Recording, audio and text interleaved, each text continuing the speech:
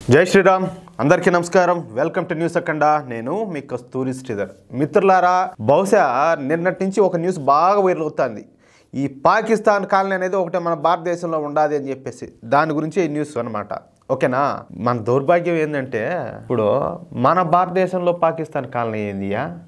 ఇప్పుడు పాకిస్తాన్ ఉన్నది పాకిస్తాన్లో భారత్ కాలనీ అని కానీ లేకపోతే శ్రీకృష్ణ కాలనీ అని కానీ శ్రీరామ్ కాలనీ అని కానీ ఏదైనా ఉంటుందా మరి మన భారతదేశంలో ఎందుకు సరే ఈ న్యూస్ ఒకసారి అనండి ఈ పాకిస్తాన్ కాలనీ ఎక్కడో పాకిస్తాన్లోనో లేక కాశ్మీర్లోనో అది కాకపోతే పశ్చిమ బెంగాల్లోనో లేకపోతే కేరళలోనో లేదు ఈ పాకిస్తాన్ కాలనీ అనేది మన దౌర్భాగ్యం ఏం చెప్పాలా మన కర్మ కొద్దీ ఆంధ్రప్రదేశ్లో ముఖ్య పట్టణమైనటువంటి విజయవాడ నగరంలోనే ఉండాలి విజయవాడలోని పాయకరావుపేటలో ఈ పాకిస్తాన్ కాలనీ అనేది ఉండాలి అది కూడా అధికారికంగానే అసలు ఈ కాలనీకు పాకిస్తాన్ కాలనీ అని ఎలా పేరు వచ్చిందో తెలియదు ఎవరు పేరు పెట్టినారో తెలియదు ఎప్పుడు పేరు పెట్టినారో తెలియదు కానీ ఈ కాలనీకు పాకిస్తాన్ కాలనీ అని పేరు పెట్టడం నిజంగా మనమందరం కూడా సిగ్గుతో తలదించుకోవాల్సిన విషయం అవునా కదా ఒకసారి ఆలోచించండి ఇంకొక మాట చెప్తే సందర్భంగా చెప్పాలా ఇదేంటి కరాచీ బేకరీ అంట ఏందిరా స్వామి యాండాంరా నాయన మనము పాకిస్తాన్లో ఉన్నామా భారత్లో ఉన్నామా యాండాము పాకిస్తాన్కి సంబంధించినటువంటి పేర్లు మనకి ఎందుకు చెప్పండి ఆ దరిద్రం పోయింది ఆ దరిద్రానికి సంబంధించినటువంటి ఆనవాళ్ళు ఇంకా మనం ఎందుకు భరించాలా ఆ ఆనవాళ్ళను కూడా తుడిచిపెట్టేస్తే పోలా ఇకపోతే ఈ కాలనీలో నివసిస్తున్నటువంటి మన హిందువులు ఈ కాలనీ పేరు మూలంగా నానా కష్టాలు పడాల్సి వస్తూ ఉన్నది వాళ్ళు ఏ ఉద్యోగానికి పోయినా ఏ విద్యా సంస్థకు వెళ్ళినా ఏ ఊరికి పోయినా వాళ్ళ ఊరి పేరు పాకిస్తాన్ కాలనీ అని చెప్పగానే ప్రజల నుంచి చేత్కారాలు ఎదుర్కోవాల్సి వచ్చేదంట అంటే అవమానాలు అన్నమాట అందుకు కారణం ఎందుకు తెలిసిన అధికారికంగా ఆ కాలనీ పేరు పాకిస్తాన్ కాలనీ అని ఉండడమే మన వాళ్ళకు మొదటి నుంచే ఇప్పుడు మనకు పాకిస్తాను శత్రు దేశమే చైనాను శత్రు దేశమే అదేవిధంగా ఈ బంగ్లాదేశ్ శత్రు దేశమే కానీ చిన్నపిల్లల నుంచి ముసలోళ్ళ దాకా పండు ముసలోళ్ళ దాకా మన దేశానికి శత్రు దేశం ఏంటంటే ప్రతి ఒక్కరు చెప్పేదంటే పాకిస్తాన్ కదా అని అంటారు అలాంటిది ఆ పాకిస్తాన్ కాలనీ అని చెప్పేసి మనం ఉండే ప్రాంతానికి పేరు ఉంటే ఎంత అవమానంగా ఉంటుందో ఎంత రోతగా ఉంటుందో ఒకసారి మీరు ఆలోచించండి అవునా కదా దీంతో ఆ కాలనీలో నివసించే హిందువుల ఆధార్ కార్డుల్లోనూ ఓటర్ ఐడి కార్డుల్లోనూ రేషన్ కార్డులోనూ ఈ పాకిస్తాన్ కాలనీ అని చెప్పేసి పేరు అయితే ఉండాలి దీంతో ఆ పాకిస్తాన్ కాలనీ హిందువులు ఎక్కడికి వెళ్ళినా సరే వీళ్ళకి అవమానాలు అయితే తప్పల మనిషి అన్నవాడు ఎవడైనా సరే ఇటువంటి కాలనీలో ఉంటాడా అని వీళ్ళందరూ కూడా అసహ్యంగా చూస్తూ ఉన్నారు సరే ఇకపోతే ఈ కాలనీలో నివసించే వారికి ఉద్యోగాలు రావడం దేవుడెరుగు అసలు పాఠశాలలకు కూడా రానివ్వడం లేదంట ఇప్పుడు మనం బయట ఉండే వాళ్ళకి మనకు తెలియదు కానీ ఆడ ఉంటా ఉన్న వాళ్ళకు వాళ్ళు ఎంత బాధపడి ఉంటారో ఎన్ని అవమానాలు పడి ఉంటారో ఒకసారి ఊహించుకోండి అంతే దీంతో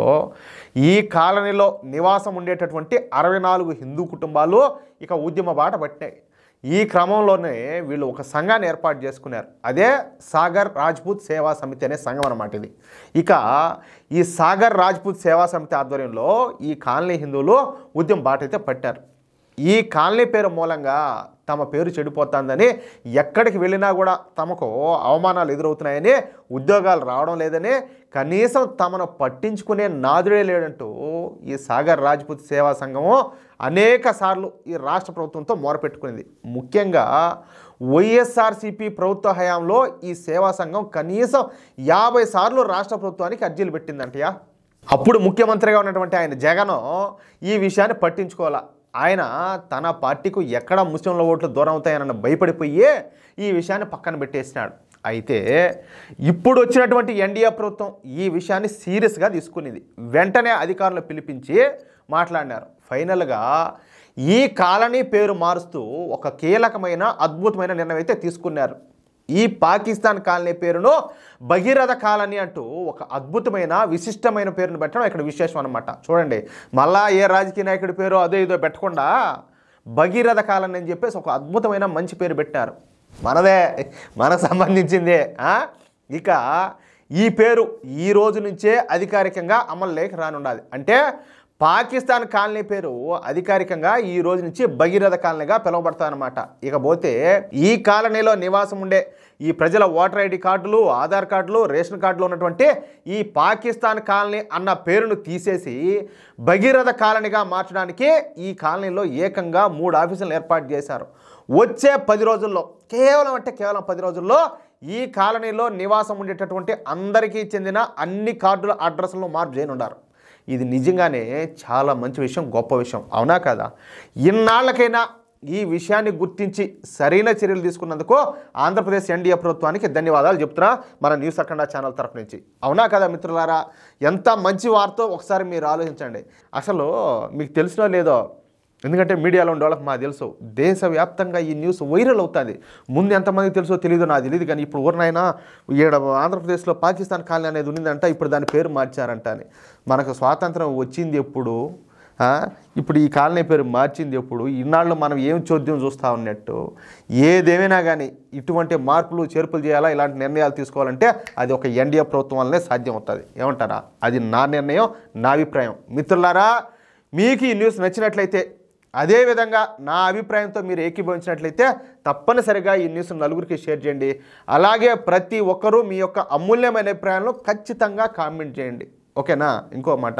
ఇంతవరకు ఈ న్యూస్ చూస్తున్నటువంటి వాళ్ళు మిత్రులు ఎవరైనా ఇంకా మన ఛానల్ సబ్స్క్రైబ్ చేసుకున్నట్టయితే